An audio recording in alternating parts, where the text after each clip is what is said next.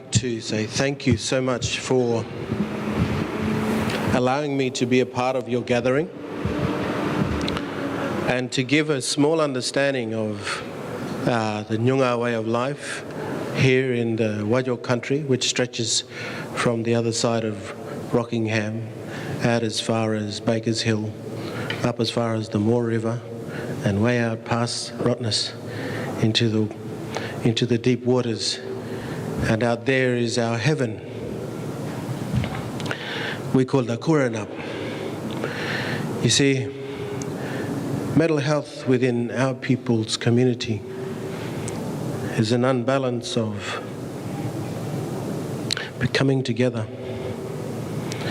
We stand in parts of the country that we shouldn't, which unbalances us. We stand with people that we shouldn't, which unbalances us. You see, for thousands of years, our people walked in accordance to the skin group system. And the skin group system was how we had to marry properly, in accordance to our totems, in accordance to how we became. And the strength in that was our mothers that determined who and where, which group the children had to be within.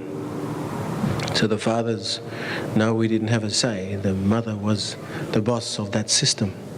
That system gave young men, young women the strength within their mind to be one, gave them the strength to be able to walk the land and understand the old songs and how those old songs kept us safe within country. You see, the roads are getting straighter.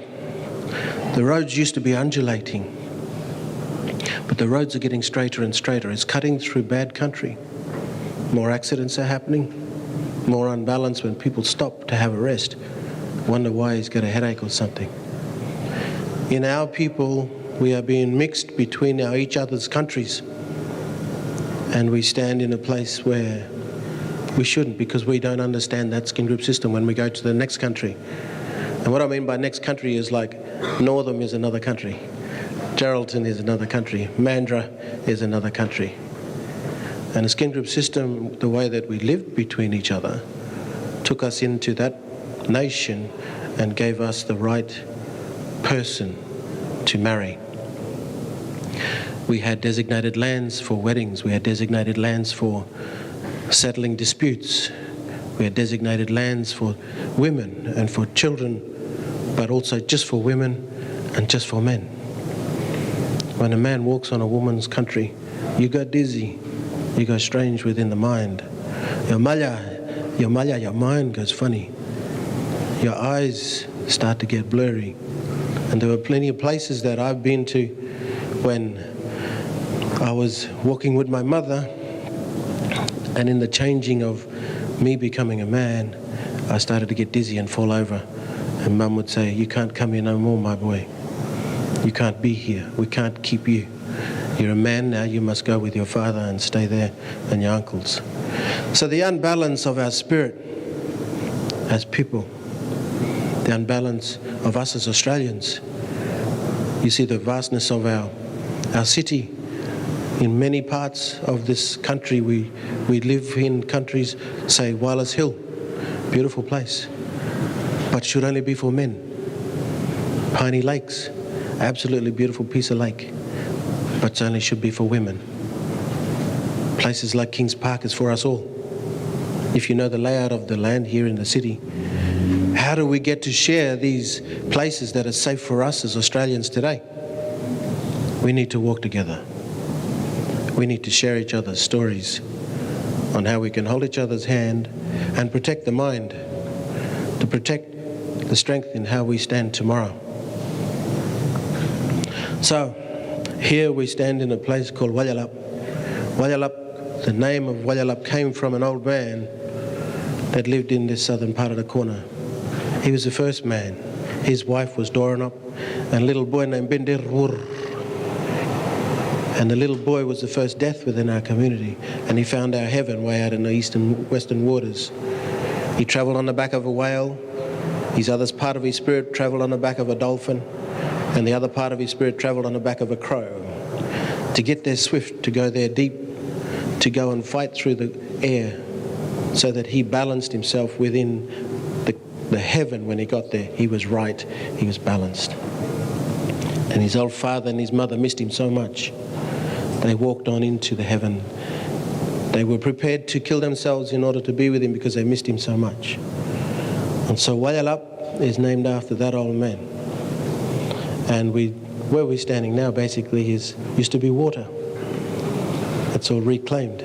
So you'll find that Fremantle has marked tiles around to show the proper coastline, which is beautiful. It's beautiful to look at the old maps. But sharing of knowledge, sharing of understanding, giving a welcome to country is how do we care for each other? How do we look after each other? Because our people did it for thousands of years. And I'm honoured to stand here at Synergies to be able to give a welcome to country, because it's how we as people become one.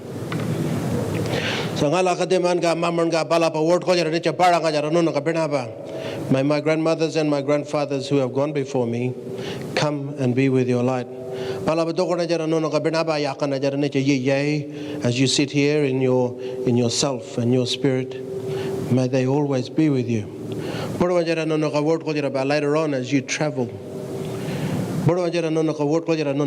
and you go home to your families, your family. May they heal you and keep you safe from today onwards and be as one with you.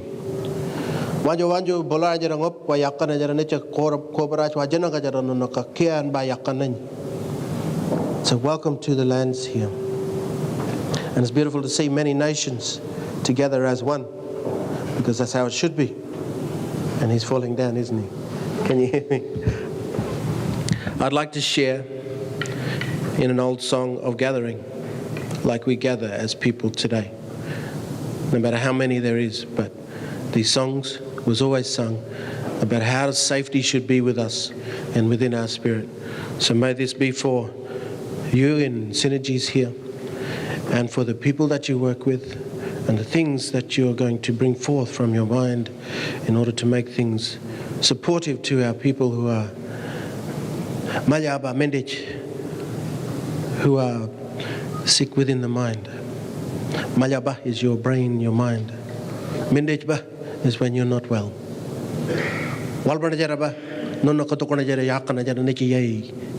So today you talk about things of how to heal. Walbaranjara is to heal. So from my people to the many nations here today, may we be stronger than we have been.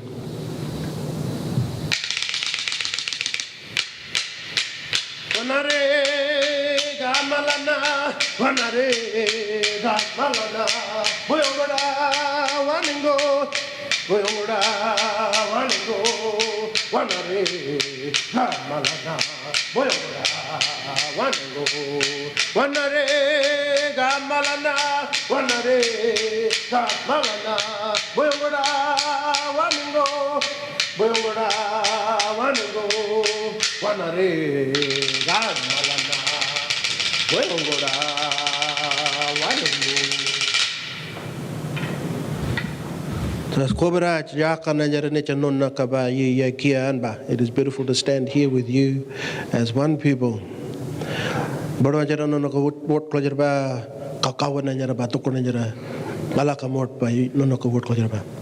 As you walk within our community and the people that you work with to heal, may you see many smiles from after the things that you do. Thank you for having me. God bless in your day, and stay strong. Thank you. Thank you, Jane.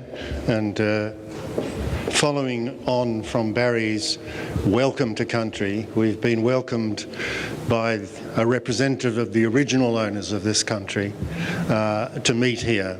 And I think he couldn't have introduced the theme of our conference any better than saying that, giving us the message of walking together, because that's what we're about here.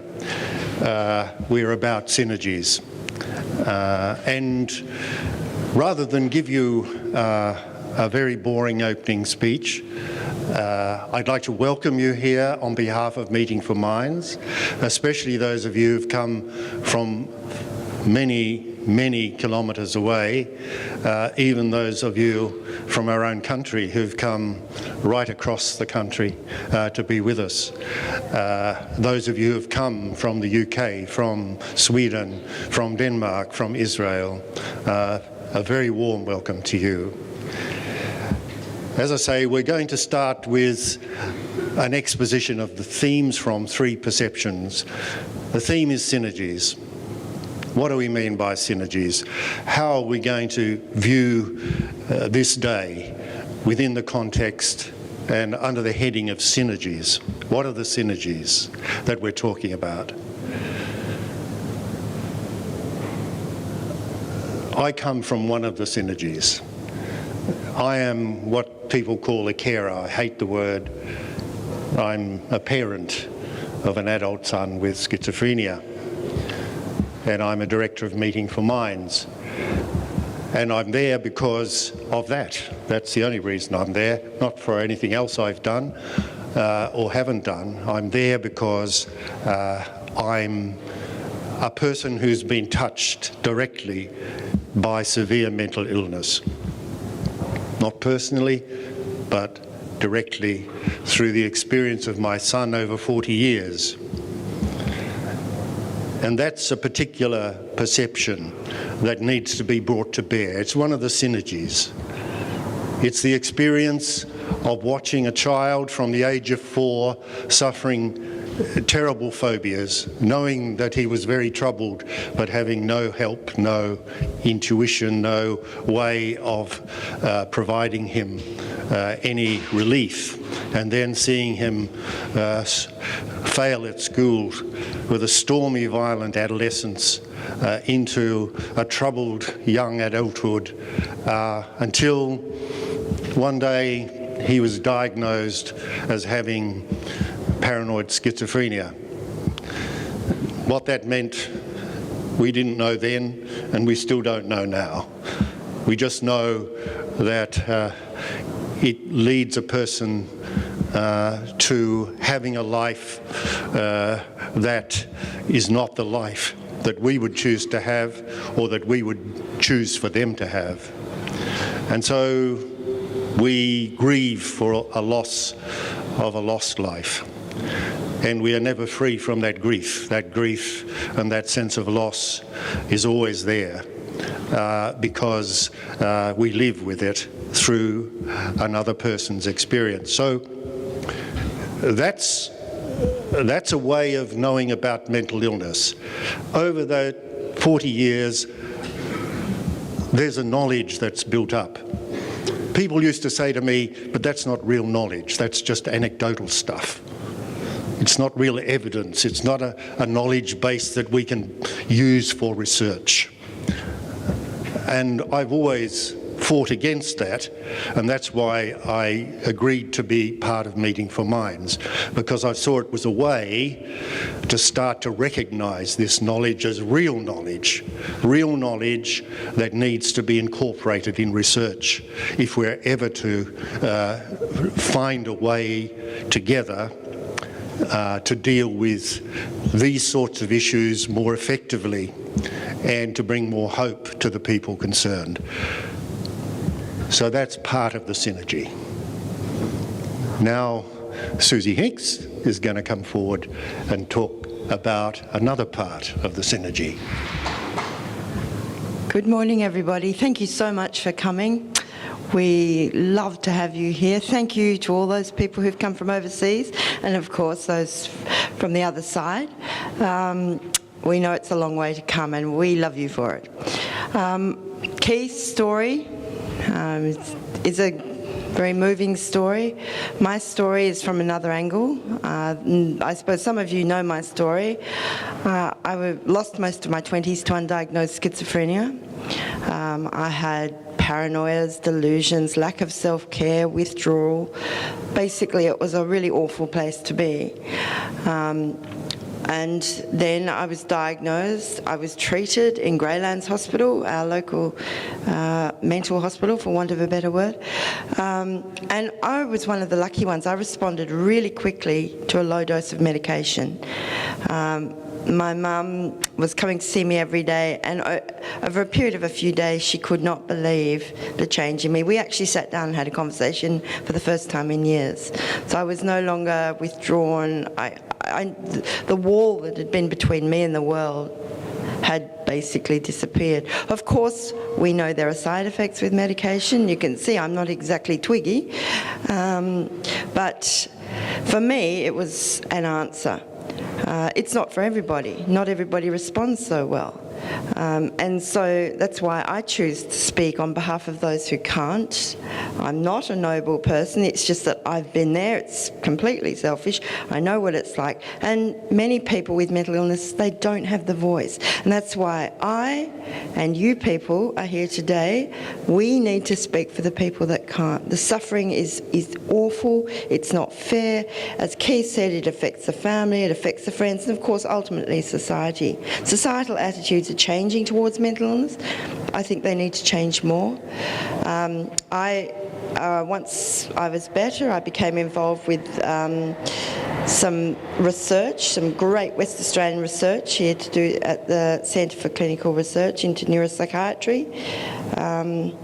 So I was interested in science. I did biology at school, not brilliantly, but I enjoyed it. And I was really, really interested. I became a part of a few of a bit of the research that's going on in WA. Sorry, this is slipping.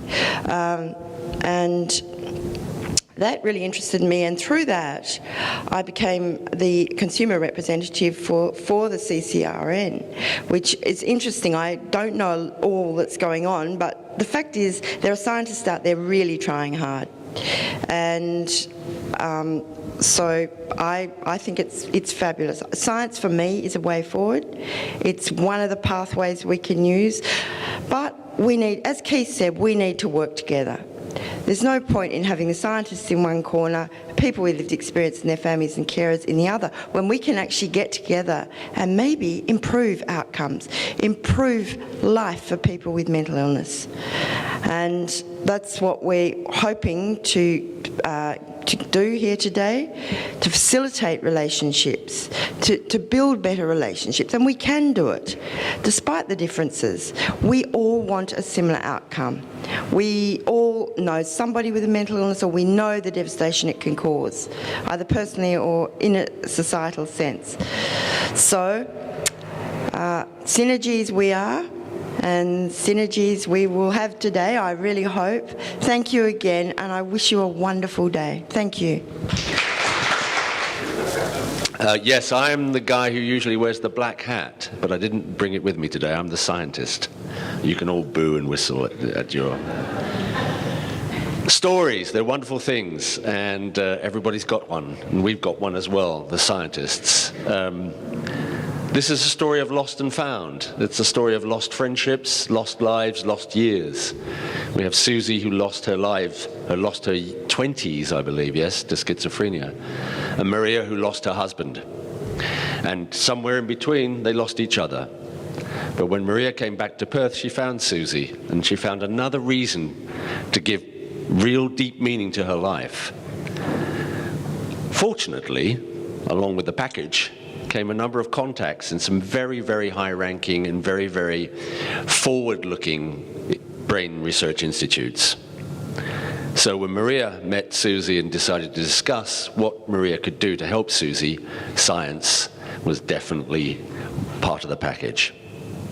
So for 4 years, the 4 years where this started, we traveled in France, in Israel, and also in Australia, talking to scientists, talking to basic scientists, not necessarily psychiatrists or people who are necessarily dealing with mental illness. They were doing science on the brain.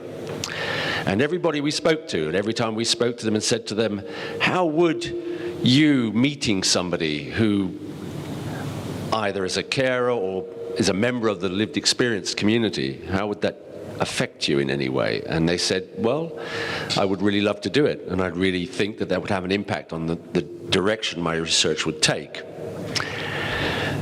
So Meeting for Minds says what it does on the box, okay? It's about meeting for minds. Let me unpack that for you, okay? Originally it was meeting for like minds, no, meeting of like minds for minds like Susie's, and for minds like ourselves too. We're all part of that package. We put together a number of ideas. We began to look at what was possible, what should be done, what could be done, knowing that science also wants to bridge this gap, okay? The scientists, we stand astride that gap. We're not a lobby group for the lived experience groups, nor are we the scientists. We have the privilege of having interests in both those camps. And we think that we can leverage that goodwill on both sides to bring these groups together, to form synergies, in order to come together to bring something new. It's not about confrontation. It's not about banging drums and getting angry about outcomes and outcomes that haven't been delivered and promises that have not been kept. This is about starting a new dimension, adding a new dimension to scientific research by bringing the lived experience people into the environment where that research is done. Small at first, so it's non-disruptive. One of the big problems you have with this is that people think it's disruptive. It's one of the arguments, like, you know, I have my research to do, I can't let my burettes go anywhere, and my rats need to be, you know, fed and stuff. I don't have time. But if we do it on a small scale and we bring people in and sort of stealthily, and we talk about the way these people can interact, and it will be organic. I, as a scientist, and I'm a physicist, I recognize the value of chaotic systems. People don't tend to do that, because when you can't find the other sock, it's always a problem. But that's why all my socks are black. Chaos in the sock drawer, there's nothing like it. Otherwise, you've got odd socks. Ah, yes, you see? You see, I'll give you the formula later. So, chaos. We all know that when you have a chaotic system, and I think that to some degree, when you bring individuals together over a certain number of individuals, usually more than two, it gets chaotic. And for you, those of you who are married, you probably will stop at two, in fact. So we believe that if we bring people in a small scale, we can make a small change, very much like the butterfly effect. That's the classic example, which will be disseminated and grow into something quite large, quite naturally, quite organically. So we hope from today that you will see the idea of synergies. You'll understand what it means, that it means bringing these people together for mutual benefit for both science and for the lived experience community. We're not talking about necessarily coming up with the next great cure or treatment. We're talking about human contact. For me, the most quintessential thing that any human can do is science. I've looked at a lot of those kitten videos on YouTube. I haven't seen any of them doing any calculus, okay? So it's something we do. We're humans. We do science. Another thing that humans do, which is quintessentially, we get ill, okay? The brain is a very complicated thing. It's intractable. The more we look at it, the more difficult it becomes to see that there may be a source where we can act scientifically on the brain to change the way things function. It's like quantum computing and fusion, okay? Fusion power, it's always 30 years in the future. We've only just begun to look at the brain. The brain is the new final frontier, the new cosmos, okay? Everyone's flooding towards it because it's really exciting. But we should be part of that. We should all be part of it, okay? We all have our stories to tell, and I know that scientists want to hear them. So, synergies, that's our new word. That's something we have to get going. Thank you.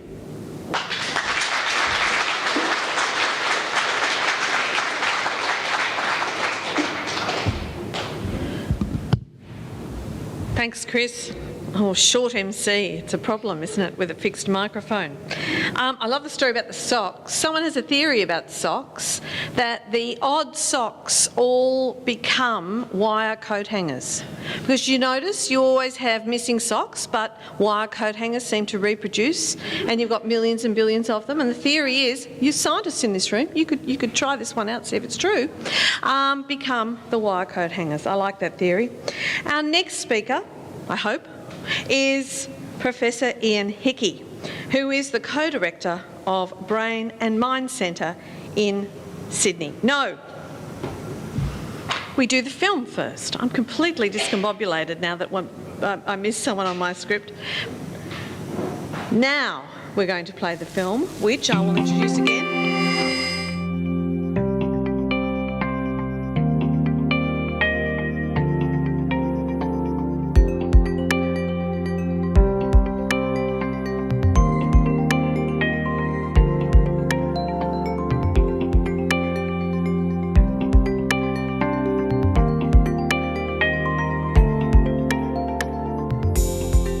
If I didn't meet Dr. Scott or Dr. Brown, I probably would have committed suicide, and I wouldn't be here. She never slept, never, ever slept. I think she was 9 years old, and people would not believe me, but she was 9 years old before I think we got one night's sleep. And unfortunately, she had to become psychotic before anybody took any notice. A lot of that was prompted, I think, by persistence from her mother, and families play a huge role in these cases where they say, look, there must be something more that we can do, or there must be something more going on. And to her credit, Kathy was really persistently saying, what else? There must be something else, or there must be a reason for this. And she had really brought to our attention how physically unwell Elle had been over the course of her life, with recurrent infections, a lot of trouble with sore throats, with gastrointestinal symptoms, nausea and vomiting, problems with fatigue, and which made us think that perhaps there was some underlying immunological problem.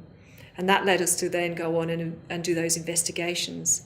If you ever arrive at a big specialist hospital, out on the front gate somewhere, there'll be a whole bunch of signs: immune clinic, psychiatric clinic, neurological clinic, heart clinic, and you stand there and you go, what's wrong with me? And then you come in there and the doctors tend to go, now which bit is it? Is it in your head, or is it in your legs, in your knee, etc.? That's a kind of view of medicine that actually is very organ specific, but it's misleading. Many illnesses are in fact a system problem. Many psychiatric disorders are underpinned by the immune system abnormality that is taking place. And we know that. Immune disorders are fascinating because immune disorders ruin joints, they ruin kidneys, they ruin skin, they go all over the place. Guess what? They go to the brain too. So many of the things that we've called psychiatric disorders in the past because they're in the brain and they affect behaviour probably are fundamentally immune-related conditions. My educated guess is that there are several parts of the immune system. There are antibodies and cells, and both of these go together to cause inflammation, or, it's like swelling. When you get a red, hot, swollen finger, that's inflammation. And if parts of those things are happening in the brain, it doesn't work properly.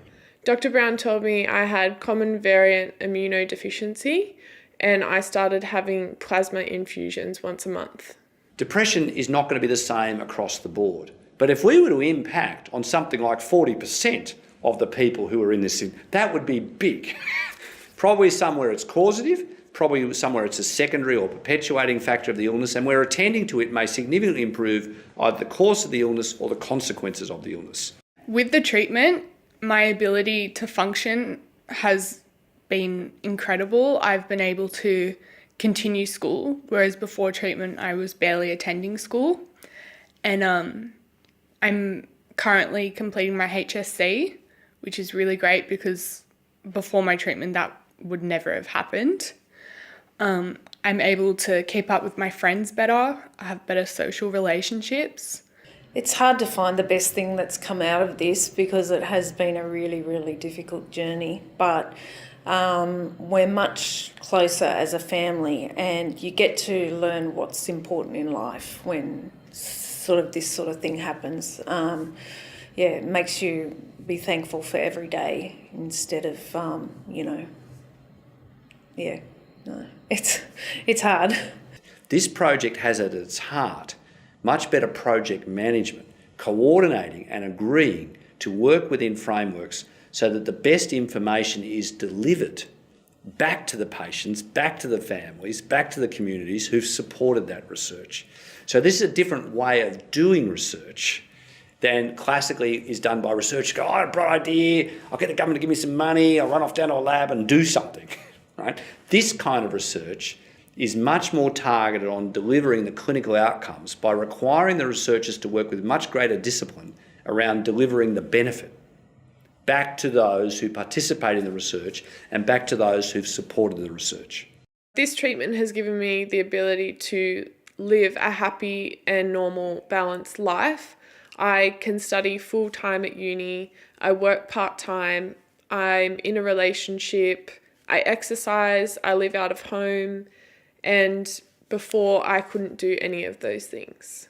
I'm planning to travel, I'm saving money to buy my own house, and I actually have a plan for the future now.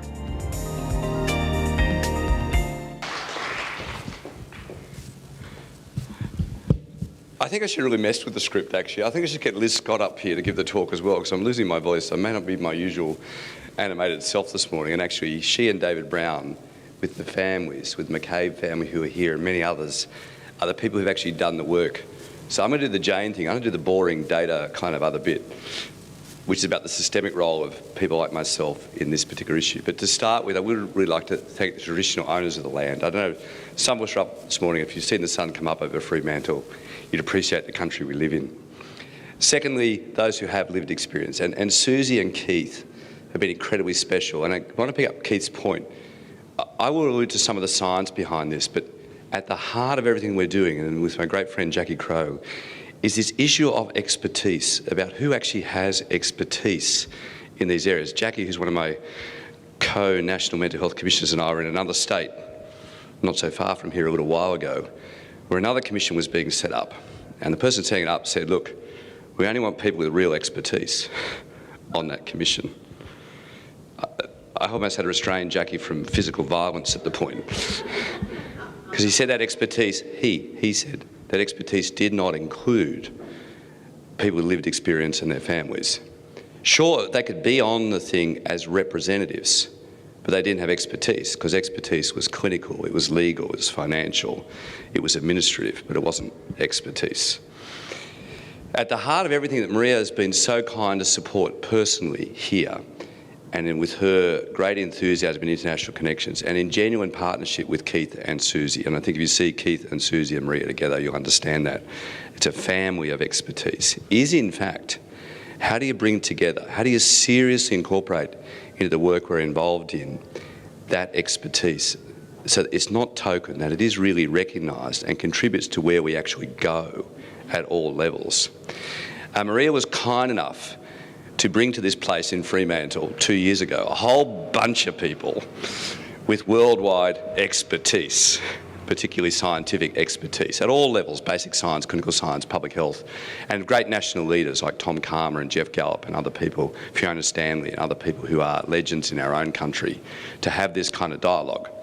It was a bit of a difficult meeting because this issue of actually respecting genuine expertise on all sides was kind of hard, because we live in a really difficult world. The world of mental health and its consequences, its levels of understanding, and the services and treatments available to people every day, even in a very wealthy country like Australia, is extremely difficult.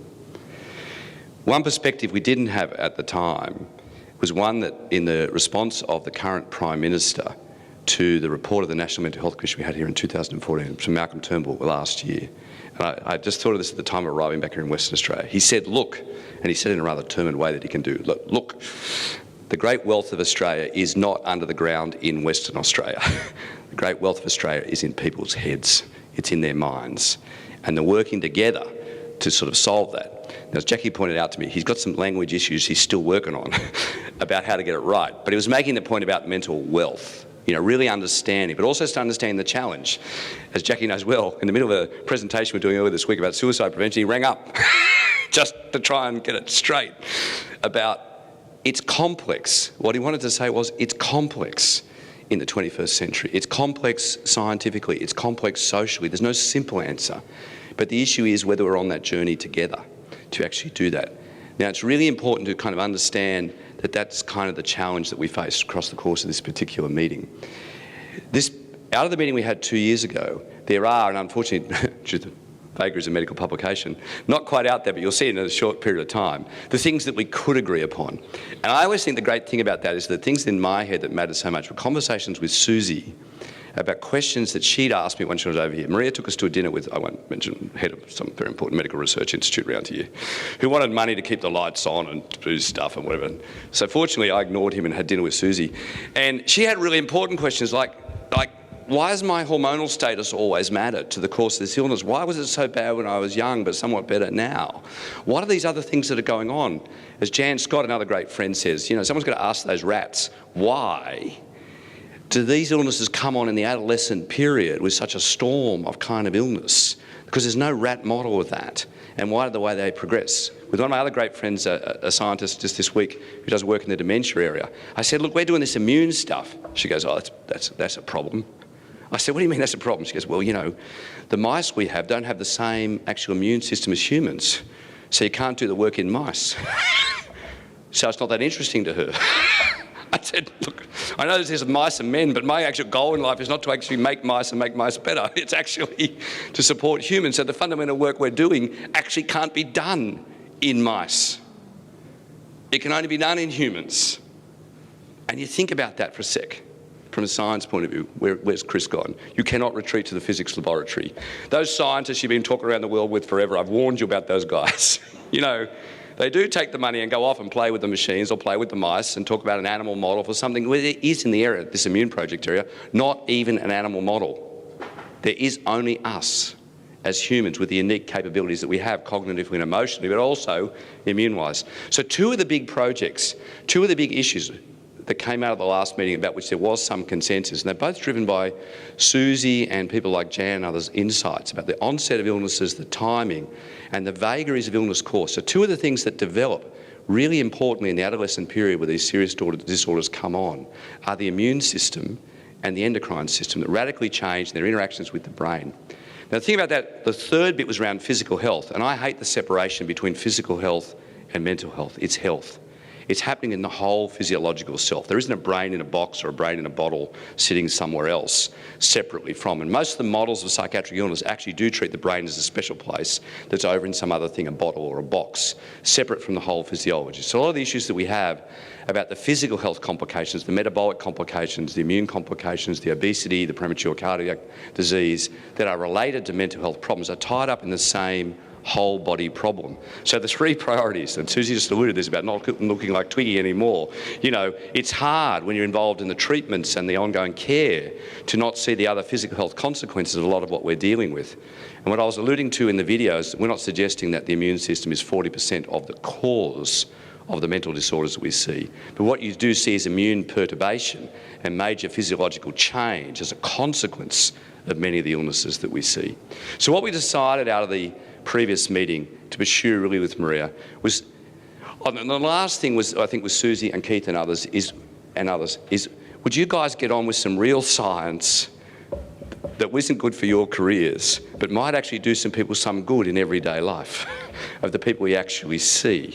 Because there has been, in a good way, a good deal of building of new institutes around Australia, and a lot of them are focused on brain science, etc., and they're mainly inhabited by rats and mice and other sorts of things, and a few blokes doing stuff with pipettes and all that kind of thing. It's a marvellous new brain picture machines, but not a lot of evidence to date that that's translated into better care and new insights into what's actually going on.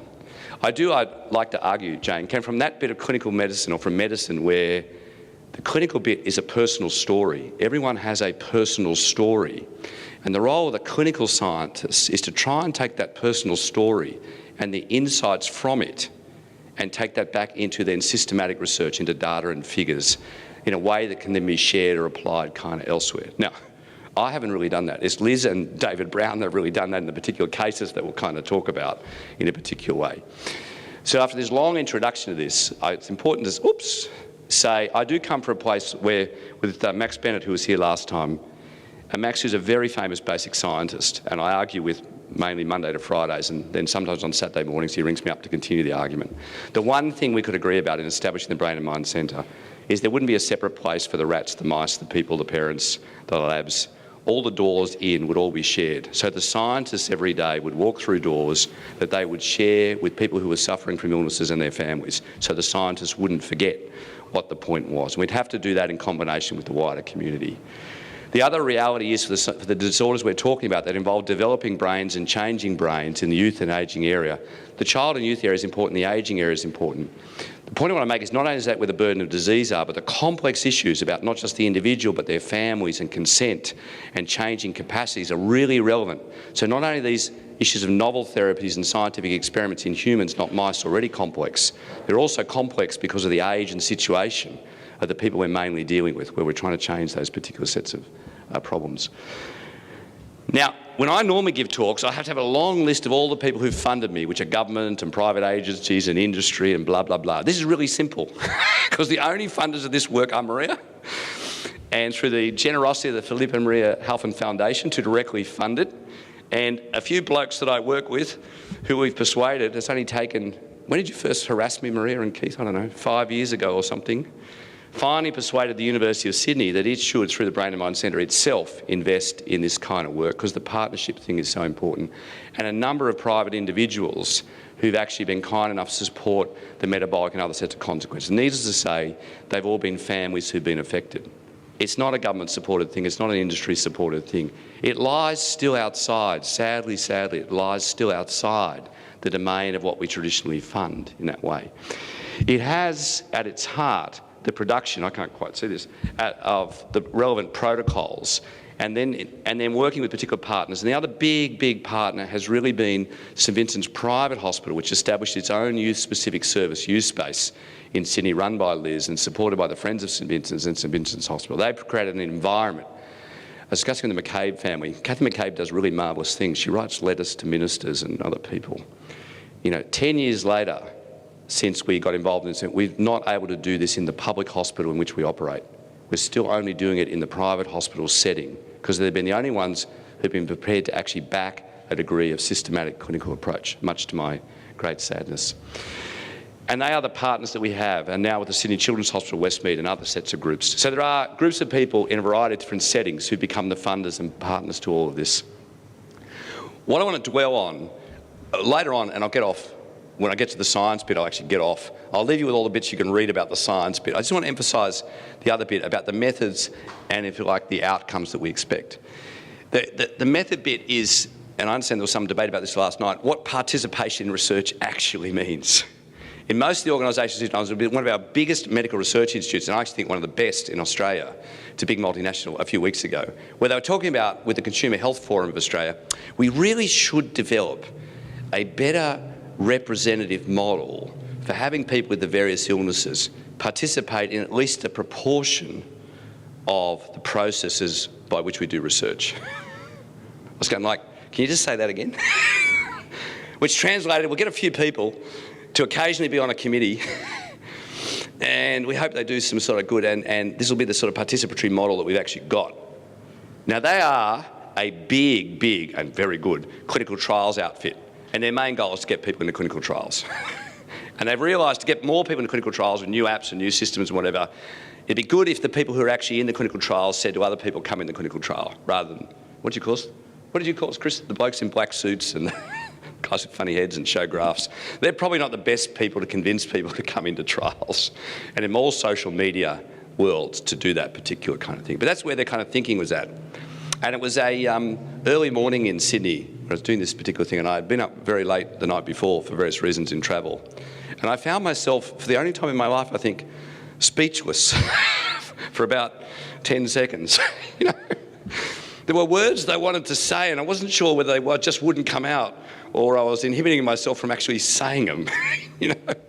This really in the 21st century was this was our idea about participation and genuine sort of partnership in research. I thought maybe it's just that in our area of mental health, the issues are so difficult, the variety of different stories is so wide, that we're more used to the kind of concept of the degree of variation, the degree of scientific terms, the heterogeneity between individuals that makes it really hard, that we know that ain't ever going to cut it. Then I thought, no, it's maybe spending time with people like Jackie Crowe and Janet Maher and all the other people we spend time with, you know.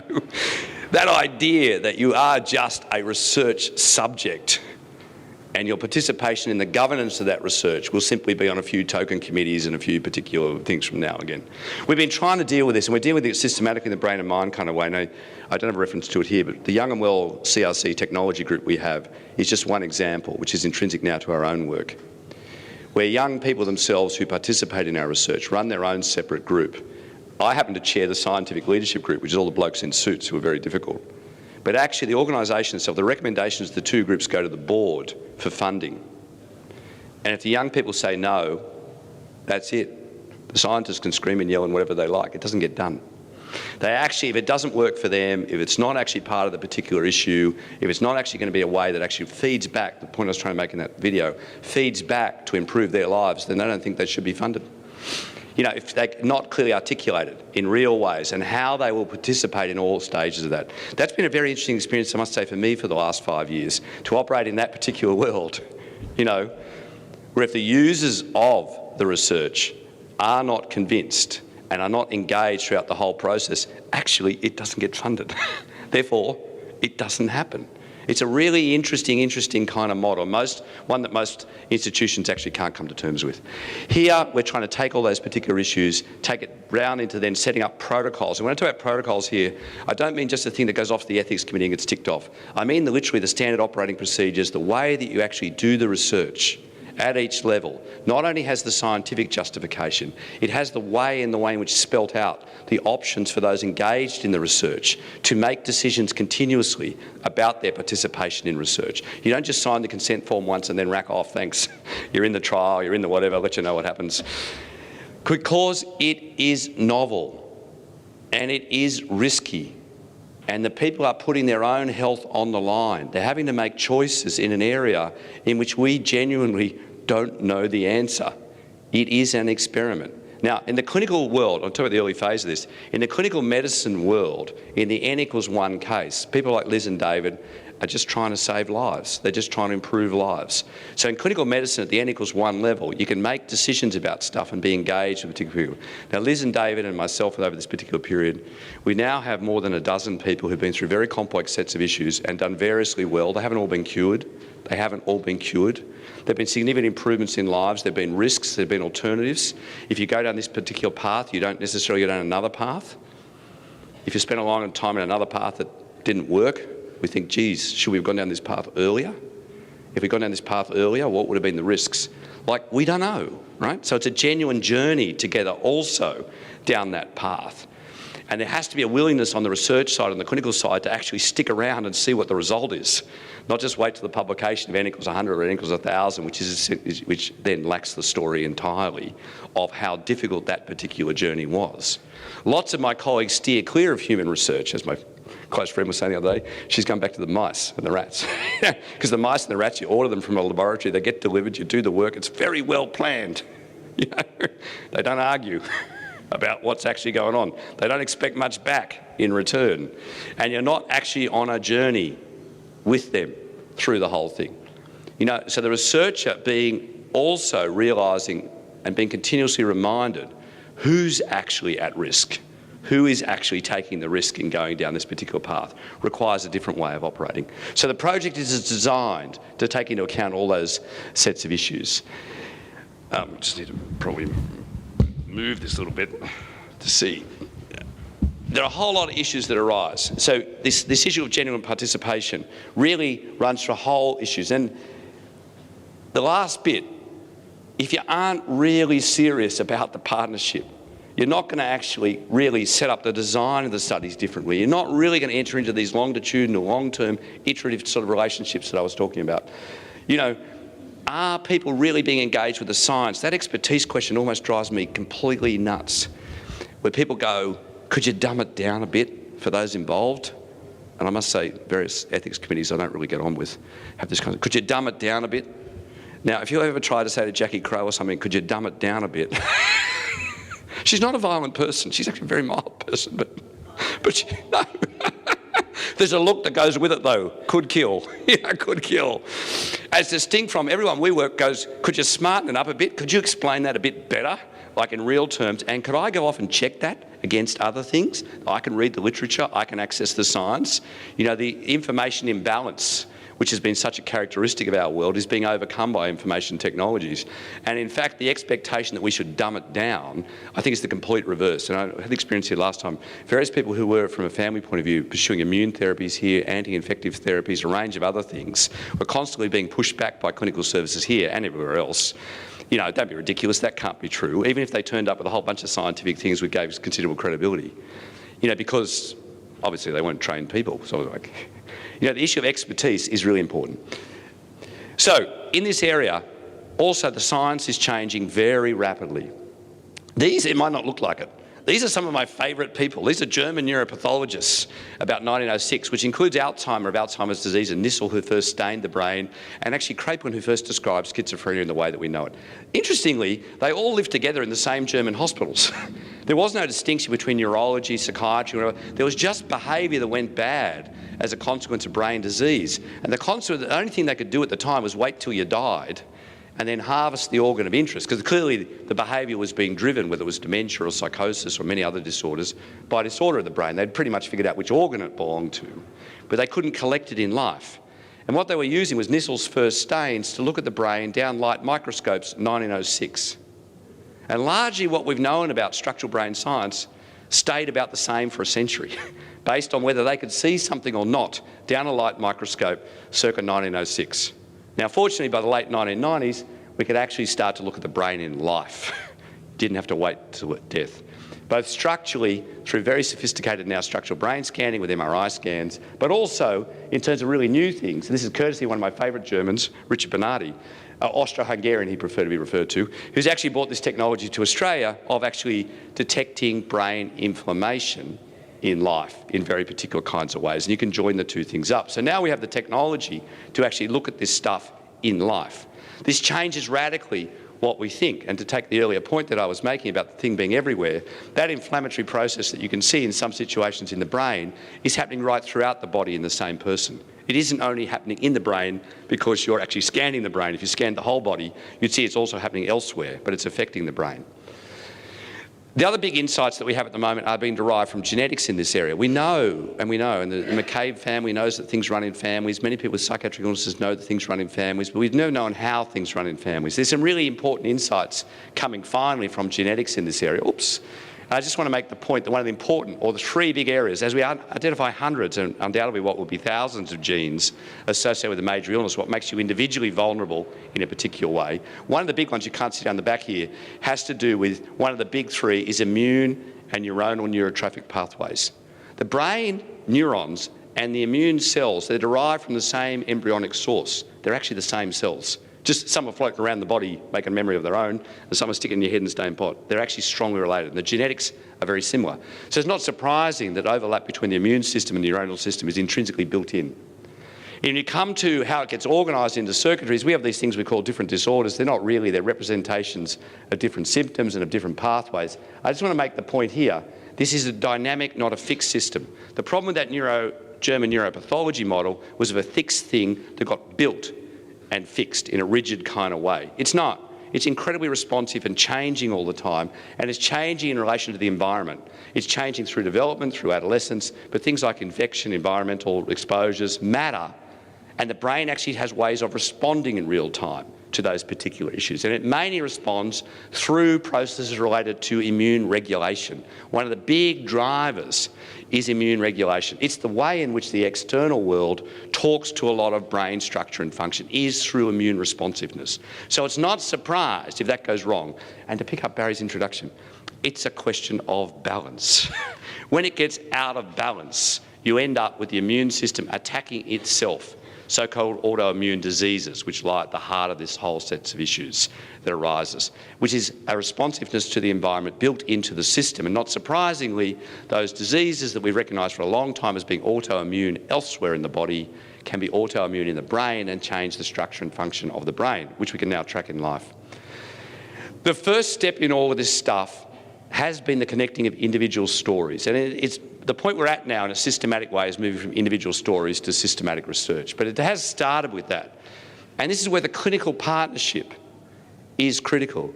It is critical that people tell their stories in an unprejudiced way. Just tell the story. Just include anything you think's relevant.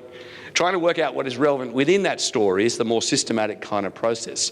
First of all, from the clinicians who hear many stories, is a willingness to see they're not all the same. Not only is the story not the same, but in whole likelihood, the illness trajectories are not the same.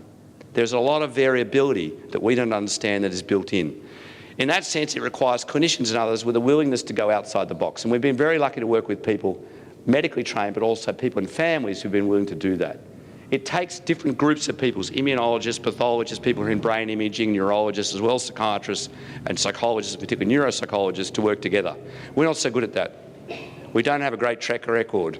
We split into all these different specialties. Well, each has as I was saying, and my favourite clinic, just to be rude to the English, my favourite clinic's at the Institute of Psychiatry in London. If you stand on the corner, it has the best signpost, just in the one psychiatry thing, of 15 different clinics you can go to. And I asked my close friends recently, how do you decide, how did the people get in here? Did they stand on the corner and just choose one, And the clinic you got to really mattered because you got the treatment that clinic did. That's what you got. No one was really that interested how the decision actually happened. I said, is there a sign that ever puts them all coming back together again? No. That's anti-specialisation. We would all be out of a job if we did that.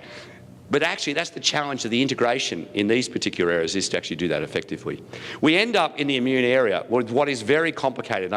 Just to say, it's a range of some very rare and unusual things. This is what's happened in the McCabe family. Some specific immune disorders of immune deficiency, others which are affecting the blood cells in the brain, the blood pathways, the vasculitic disorders. Some others, and the really interesting ones, what are called rare specific antibody syndromes, which are all thought to be in the past like 1 in 10,000 and some like 1 in 100,000 people. Only trouble is, like all great science, the more it goes on, it turns out there are just more and more of these things, but we've not had the capacity to identify them. So what was a very small number has now become a very large number and is growing rapidly. Only trouble is, people have got the problem. We'll find out the cause later. So the conservative clinicians and conservative people in our field say, hey, don't you go treating all those other people till you know what it is. That's a bit difficult because, as the McCabe's were pointing out and others are pointing out, people's lives are being ruined now. People are suffering the consequences now. If we say, look, we will know the answer in 10 years' time and then we'll tell you whether we should have treated you 10 years ago, we're going to feel good about it because it's a nice, conservative, not risk-free, minimum risk way of doing clinical medicine. But are we helping? It's a tough thing, and David's found this in the immunology world, Liz and myself in the other world, to go, hang on a sec, perhaps we'll have to operate with more uncertainty and offer, not us make the choice, but offer those affected much more information about them making the choice, or at least being actively engaged in the choice about what degree of risk is worth taking at this point in your life against what particular outcome. And if you do that, very much to being involved in the ongoing sets of issues. Just for the sake of time, I'll skip over we'll just mention, there have been the McCabe's is one family, it's so kind of them to share their stories. There's another particular young woman that Liz and I think lives have been changed by, who just for the sake of argument, she's not here to talk about herself, so just call her Kathy. But she had a very unusual presentation of an unusual sort of illness that would have just been treated usually, and it was treated usually and nothing good happened. But clearly it was unusual. What I love about her, she's the most marvellous young woman, and her mum and her sister have been intimately involved. But as in many situations, I only got involved because of the difficult father. Everyone else, the mum, the clinicians, whatever else, they said, Ian, you'll have to get involved because the father's really difficult. And he's really not so sure about all this stuff. And he's been really difficult with all the other clinicians that have been involved. So if you know our clinical world, these are the ones that go, Ian, time to get involved. I love this guy. He's the most marvellous, difficult father I've ever met. He just has really hard questions. He has really insight, and he's not very emotional, right? He isn't very sensitive. He's not like the mum and the sister. But he's got really serious questions, and he just never can get anyone to answer or engage with him about the serious questioning that he has. And he's questioned us about everything. About his daughter's suicidality, about the organic approach that we've had, about what are the other alternatives, whatever. And it's been a really long and complicated kind of relationship. He did say the nicest thing about 2 months ago, after about 3 years of this, which was, you know, he really appreciates how difficult it's been for us along the way. But he's also well aware how unusual it is, but he still doesn't get, and neither do I, why anyone else wouldn't engage in that conversation. You know, although he was not easy about it, he's really concerned about his daughter, and his way of expressing his concern about his daughter might have been a little bit unusual. But the actual questions he was asking and his role in being involved in the decision-making, because his daughter was extremely unwell, and the options that we were offering in terms of immune therapy were variously risky, and he could see the 1 in 300 risk of this and the 1 in 100 risk of that, and what would happen, and then, you know, what of that versus conventional therapy, etc., etc. Big issues. So that's what we're actually about, is now taking these partnerships into setting up systematic protocols. How do we do the assessments for these disorders? How do we make the choices about investigations? Because the various levels of investigations get harder and harder. How do we look at the sequence of treatments in a way that not just the doctors would choose, but those affected would choose? And how do we engage people themselves in the broader sharing of data? Instead of saying, well, we'll decide what to do with your data, what will you do with your data over time? Now, for time's sake, I'd say there are a whole lot of scientific publications that since we started this work, and many have appeared this year, which talk about these sets of what are called autoantibody-mediated encephalitis. Basically, a brain inflammatory condition where it looks like an autoimmune disease which has never been well characterised and previously thought to be rare. What I love about this one is, you know, not just a particular, previously thought to be only related to having a concurrent cancer, actually quite common and previously said to be untreatable, probably treatable. There's a whole lot of issues about diagnostic pathways. Clinicians come up with pathways like this, which we will do as part of the protocols. There's no mention in any of these pathways about the processes of working with people to actually decide what they would choose along the way. That's the point of difference. And the most important one, is this one. I recommend to people who are really interested in the area. This appeared in The Lancet this year, and it's got this critical thing of getting out of a laboratory approach to a clinical approach. Clinicians who are prepared to actually engage with families and those affected on the particular issue. A whole lot of issues about how to develop these particular guidelines, where it goes. Just same thing. At the end of the thing, throughout the whole article, which is technically extremely good and where we want to go, it doesn't mention at all actually how would these things be communicated and transacted with those affected, and how would it happen over time.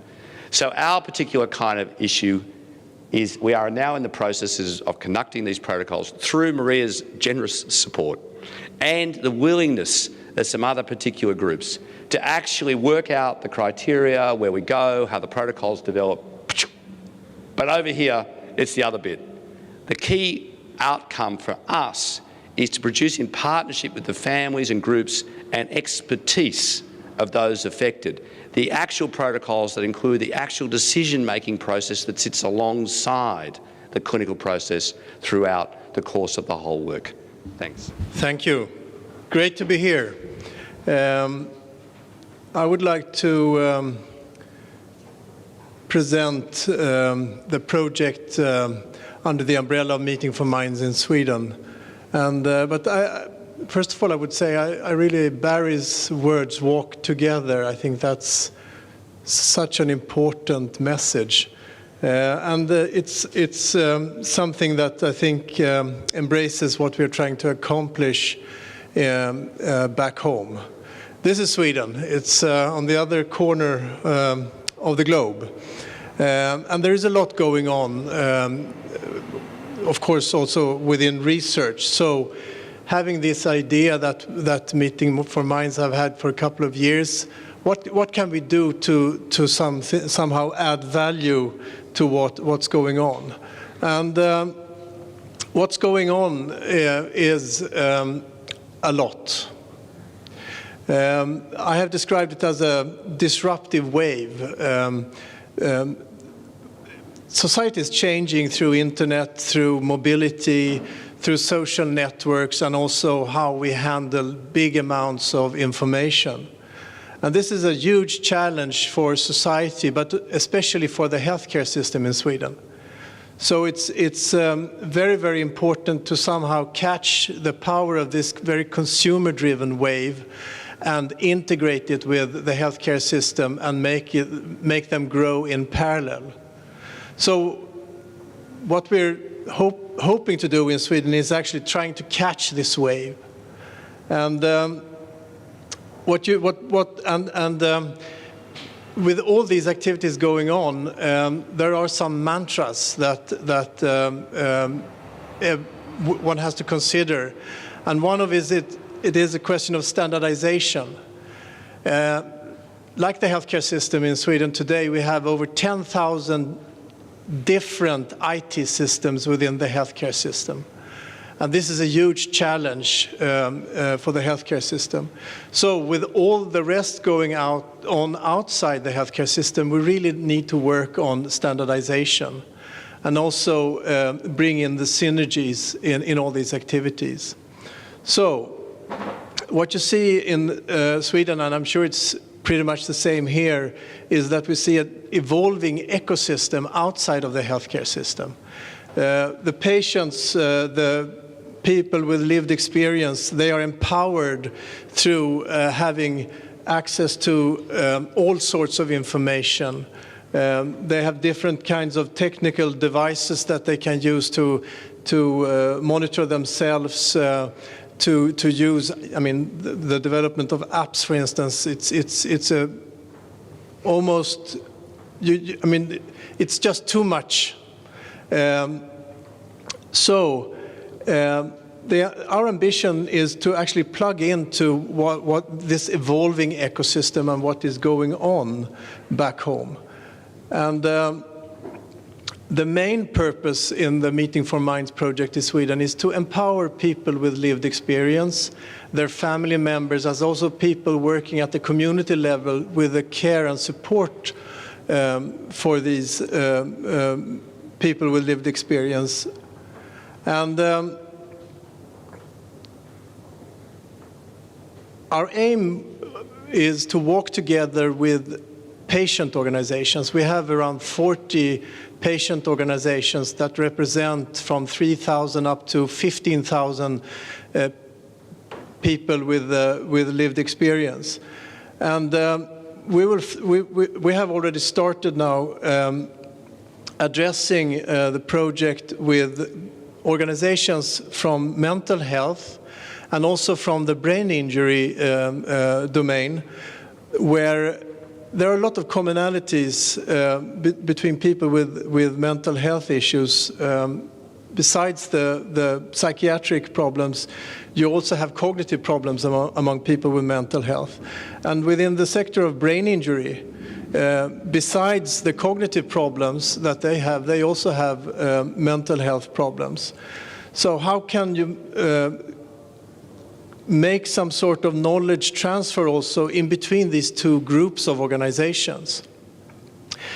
These organizations, they have a long tradition back home, and they have developed into being very skilled lobbyists and controllers, and they are to some extent involved in what's going on back home. But they need to change. They need to develop themselves into being more representative of the different diseases that they are supposed to represent. They need to have more members to really be representative.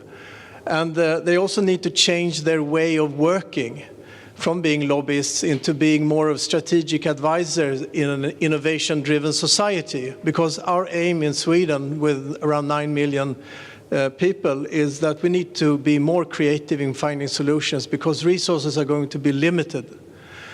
So it's important in this project to make them realize that they need to join this wave. Otherwise, they're gonna be there's something else that's gonna show up, and their era will be over. So we have started now since over a year to collaborate with patient organizations within mental health and also with brain injury to try to identify what are their needs today and what could make them more interesting to join in the future. And our aim is to build a platform where they will have tools for people with lived experience, the family members, as also the caretakers, to share experience-based knowledge. And also within the framework of the platform, to direct experience-based knowledge towards the research sector in a systematic way, and also towards the healthcare system, because now in Sweden we're talking very much about co-design, that the patient should have much more influence in how the healthcare system services are provided. But you also have sectors like business. We have a huge challenge back home that we're losing a lot of these life science companies, and we need somehow to involve this sector to maintain these businesses and make them continue to develop. But also for society overall, there are a number of issues where the feedback, the experience-based knowledge needs to be more representative for these different questions. So we need to have loops in both directions, because society is developing, for instance, directives, but are they reaching the people with lived experience and the network around them in an appropriate way? So this is pretty much the idea about creating a platform, and it is not necessarily a technical platform, but it's rather a platform in creating synergies with all these activities going on at the moment. And I would just describe it as a Klondike right now, with everybody going into developing apps and all these kind of gadgets that are easily accessible now. We need to standardize, and we need to create synergies. So hopefully a platform like this with patient organizations representing people with lived experience, family member, and also making it possible for caretakers to join through the patient organizations, we will embrace those challenges. And the ambition now, we start at the local, regional level in the Stockholm area, where there are already activities going on. But the ambition is to create a platform that represents the whole nation. And then based on this, hopefully, we can share this, what has been developed within the framework of Meeting for Minds with Australia, with Israel, with Switzerland, and wherever Meeting for Minds will grow. Another important dimension to this is also building value, because if you have a project, it's funded for a couple of years and then money is out and there is no future. It ends in being a project. So our ambition is to create value within this this collaboration within this the networks on this platform. So this value can actually be part of something that actually can render back revenues, economic revenues, back to the platform, so it can continue to develop. And I think this is one of the major changes in the view of this in Sweden, that traditionally it's funded through foundations and donations, etc. But everybody among these patient organizations now agree that we need to have business models that makes it possible for us to continue to let this platform grow in parallel with this development that is going on all around. And we are now also involving companies that are working with developing these kind of gadgets, and also the IT infrastructure in Sweden. But I think it's an important message, so the ambition is to really make these patient organizations, through the way they are sharing experience-based knowledge, to create value that they actually can become more at the same level as the researchers, the healthcare sector, and society overall. And then finally, innovation. I mentioned it earlier, we have to be creative, we have to find new solutions. And it is a process, quite complex process. At the moment, for instance, what you see now with development of new gadgets and apps, they haven't really addressed the users to the full extent when they develop the idea, the gadget. And they haven't even also considered also how to fund it. So you need to embrace the whole process in development. And there, I think that experience-based knowledge has a very important part in this development. So there are some focuses that innovation can be part of the development of research, it can be part of developing the healthcare sector, and also products that the general population is buying or consuming. It can be experience-based knowledge within the fields of patients with mental health issues or brain injury. Their experience can be part of refining these products even further. So it helps us who maybe do not have a cognitive problem, but it facilitates. So this is where we start. There are huge challenges, and it's a critical question in finding funding, because you can have many good ideas, and I have a saying that a good idea is worth 100 points. But getting something out on a market where you actually have people using that gadget, it's 5,000 points. And that is something that is very easily forgotten when you are at the Karolinska Institute and have maybe some clever ideas about within your field of research. That it's a very complex process to launch something to the full extent. So this is a start, and we have today patient organizations that represent around 50,000 members, but hopefully we will have it at the national level and be part of this evolving ecosystem growing back home. And then hopefully sharing it with the rest of the network within Meeting for Minds. Thank you very much.